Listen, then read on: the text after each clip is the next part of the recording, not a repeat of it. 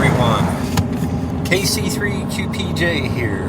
The name is Aaron, and I did a review last night on my TYT TH-7800 mobile ham radio. It's a dual band 2 meter 70 centimeter transceiver, and I left out a lot of the features that this radio has, and now that we have some daylight, I'm going to do another quick review to leave out some of the features that I had left out yesterday. So let me turn the volumes down real quick on these, so that way we don't get blasted midway through.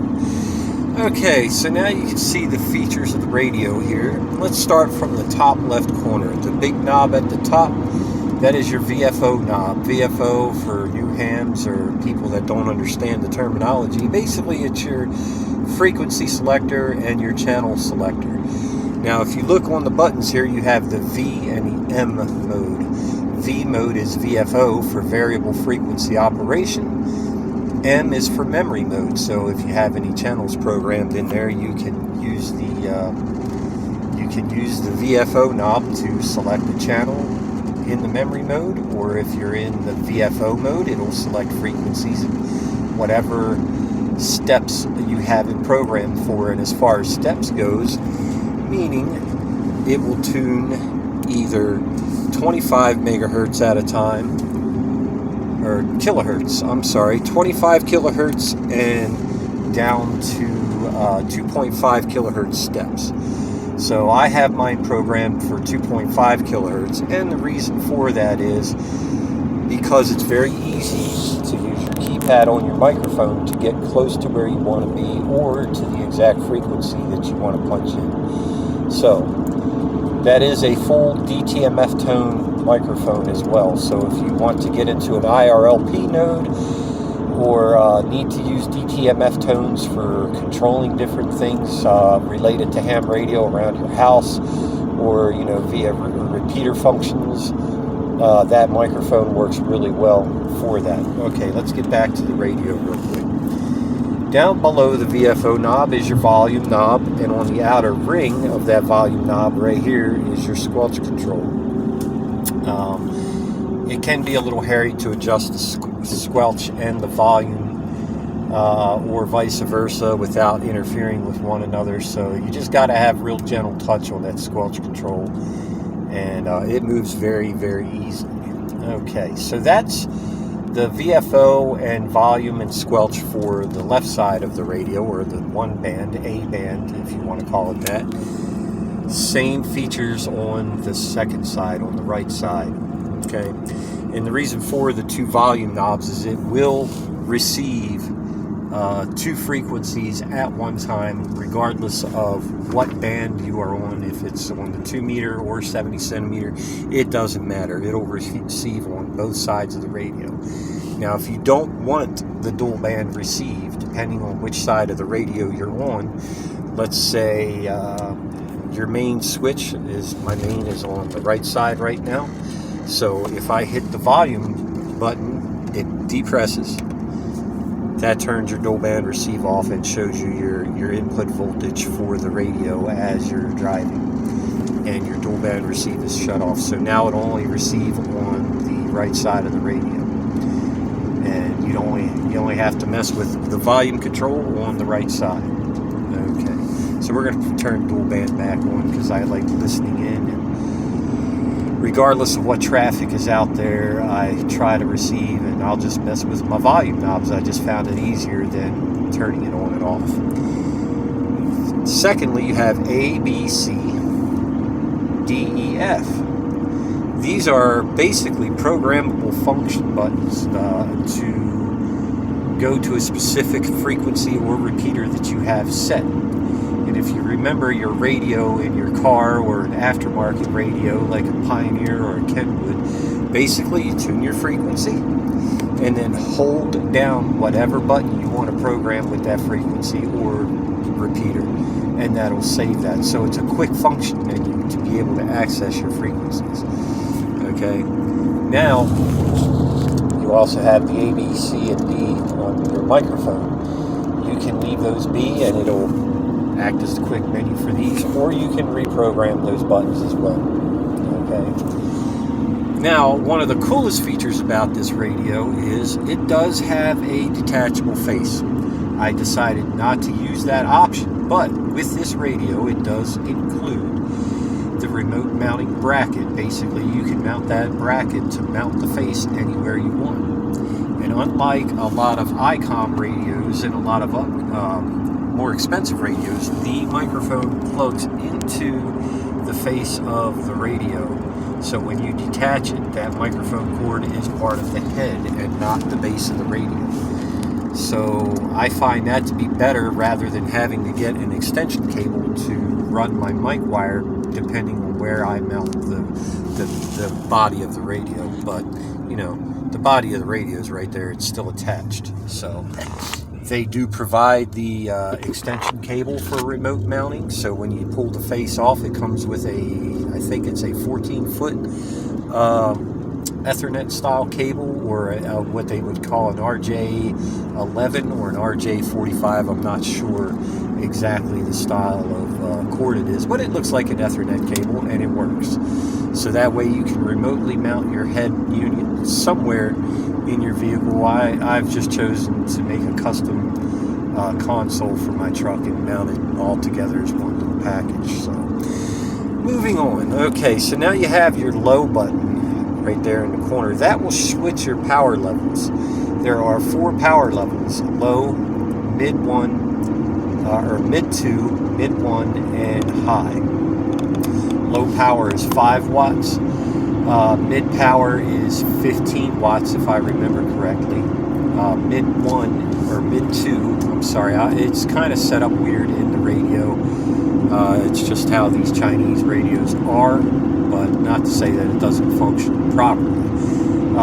Mid 1 or mid 2, your first mid-level setting is 10 to 15 watts. Your second mid-level setting is around 25 watts. And your third and your fourth setting is high, which is your supposed 50 watts. And like I told you on my last review, I'm getting 52 watts out of the VHF, or the 2-meter band, which is really uncommon because 9 times out of 10 these radios are overrated on their power outputs. And on 70 centimeters, like I said, most of it's around 44 watts, and the radio does claim 50 watts, both UHF, VHF, but you know, that's all based on perfect conditions and what frequencies they have their antennas tuned in. And every antenna is different and will give you different power settings. So, like we've already discussed, the V and the V/M button, that's your VFO or memory mode, your frequency or your memory mode. You just hit that to joggle between both ones. Then you have your home button. You can program that for your specific frequency or repeater, kind of like your A, B, and C buttons. Then you have your scan button. Now, a lot of people complain about the scan feature because while it's scanning, when it stops on a station, it will beep. And it won't stop beeping while it's on the station that you are listening to, unless you hit the scan button again. Now, there is a way around that beep. People think, oh, it's a problem with the radio. No, it's just an indicator to let you know that you're still in the scan mode. You can set the radio to stop on an active station, or you can give it a time delay where after 5 seconds or 10 seconds or 25 seconds, regardless of what's going on the station that it stopped on, it'll continue to scan. I normally just get it to stop. That way I can just listen in on the conversation if it's something important, or choose to skip that channel in the scan mode regardless. So now, as far as the constant beeping, I'm not sure what the menu option is, and as you can see, I'm driving. I'm not going to go through the menu options right now, but this is the best way, to show real world experience, real world use, and all that fun stuff. But that being said, to stop the incessant beeping during the scan mode, go into your menu options and turn the beep off. It's annoying. It's ridiculous. You can change the volume on the beep, I believe, but I just chose to turn it off altogether because when you're punching frequencies in, it makes these weird noises. It sounds like an arcade game from the 80s when you're trying to do different things with the radio, and it's annoying. So that's one of the features they should have never built into the radio. There are no language menus, like on a Baofeng, it's not going to say, hey, you're in this mode, this mode, this mode. So they eliminated the voice, which is fine with me. Now, I was explaining on my last review, it has crossband repeat. It has scrambler function in it, which I recommend that you don't use, but it can be programmed via the computer. It cannot be programmed via the face of the radio. However, your station identifiers, so if you want to change the title, put the name of the repeater that you're on, or a name of a frequency that you want to nickname, you can do that through the radio. And it's a little bit cheesy how they have it set up in there as well, but it works, and that's what's important. Okay, this brings us to the middle button. That's your menu button, or your set button. So when you go into the different features of the radio or the different menus, that's the way to access it. Also, if you want to program a channel, you can tune your frequency, make your offset in there, your offset, your shift, whether it's 0.6 kilohertz or 5 megahertz for 70 centimeter, your shift, your direction, either negative or positive. You set that all in there, then you press and hold the set button. Once you do that, up in these corners you'll see a number flashing. Now, in the area where the numbers are, if it's just a bunch of dots, it means that channel is open. So then in turn you would press the VFO knob or hit set.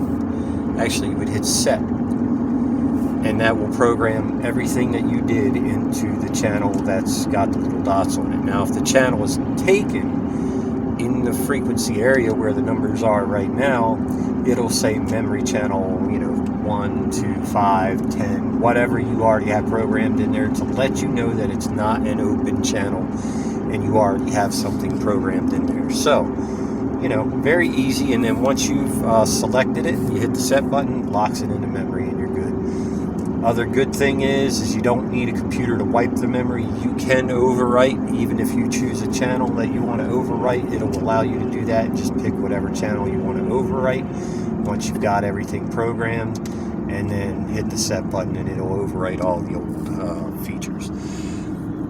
This does have all the PL tones that a normal ham radio has, and make sure when you're using repeaters that you do your encode on the tone mode. You need to select encode for repeaters. Some will require, and it's very rare, but you'll need a PL tone for both transmit and receive. However, it's very rare. So in that case where you need a PL tone for transmit and receive, you would select encode and decode. So right now, as you can see, the repeater that I'm on, the W3FDK repeater here in Frederick, Maryland, it's only on encode because that's all I need. And that'll make sure that it transmits your PL tone when you're transmitting, and everything will be hunky-dory. Alright, so that's a lot of the features of the radio that I didn't get to last night. Now, on the microphone, I'm going to try to do this while I'm driving here. You see the P1, P2, P3, P4 buttons. The P1 button will switch between the sides of the radio, which one you want to use to transmit, either left side or right side.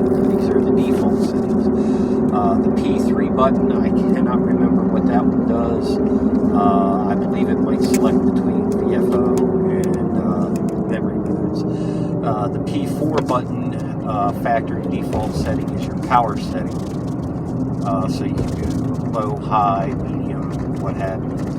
And the P2 button, I'm not sure what that does either. However, in your menu functions of the radio, by using that little dot in the dead center, that little dot right there, you can reprogram those P buttons to whatever you want to program it to. I found it easier just to leave them be from the factory. They're working pretty good and do what they need to do. So that's basically it in a nutshell as far as my review goes for this radio. And I'm sorry about the focus and everything. I'll just give you a shot of the road here and see if that'll do you any better. As far as the radio goes, it's an excellent radio. I know that there are a lot better radios on the market. However, not for this price point. You're not going to get a better radio for this price point. And I have put this thing through its paces in the last 2 months that I've had it, and it's been an amazing little radio. And you know, like I was stating in my last video, it's very easy to get 30 miles into a repeater, and depending on another person's location, I'm able to talk simplex to a gentleman that I know in Gettysburg, Pennsylvania, all the way from Frederick, Maryland here, via simplex frequencies, and that's probably about a 30 to 35 mile trip. So it definitely functions and does what it's supposed to do, just like any other radio. You know, the only question that I have in my mind at this point is how long will it last? If I get 3 years out of this radio, it will be worth the money that I paid out for it, and it'll have done its job the way it's supposed to do it. But it's a great radio, and we're gonna turn the dimmer up here so that you can see it. Oh, it is on 4 already. I turned that back up since last night. But great little radio, good investment, guys. And I know this one was a little more long-winded, but this radio has everything you need to start and has been very reliable to this point. Anyway, 7.3s for now, everybody. KC3QPJ, this is Aaron, and I'll be clear until the next review.